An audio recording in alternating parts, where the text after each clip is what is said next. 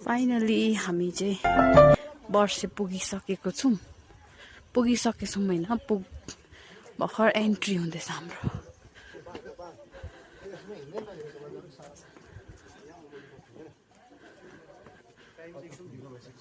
wow my dream place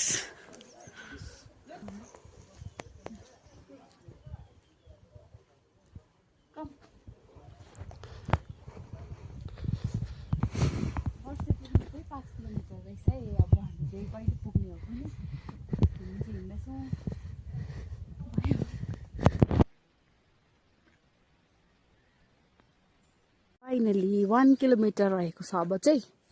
हामी चाहिँ पुग्नु लागेको छौँ फाइनली हामी चाहिँ पुग्न आँटिसकेको छौँ है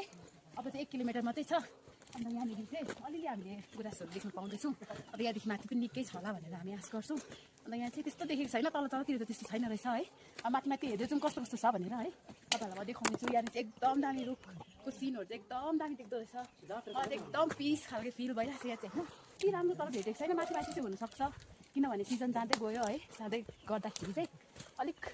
फुलहरू झरिसकेको छ त्यही कारणले गर्दाखेरि चाहिँ अब तपाईँहरूलाई म माथिको सिनहरू देखाउने छु एकदम दामी रहेछ यता माथि चाहिँ झर्दै गरेको रहेछ है सबै यहाँनिर चाहिँ अलिक भर्खर उयो हुँदो रहेछ अरू पनि दामी छ यता पनि मजाको रहेछ यता अगाडि पनि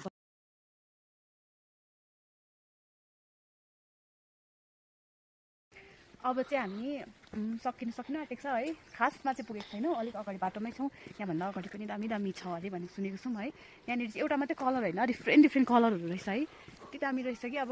कलरहरू चाहिँ तपाईँले देख्न सक्नुहुन्छ रेड पिङ्क है मैले देख्दा चाहिँ दुईवटा मात्रै देखेँ अरू पनि उता होला है अन्त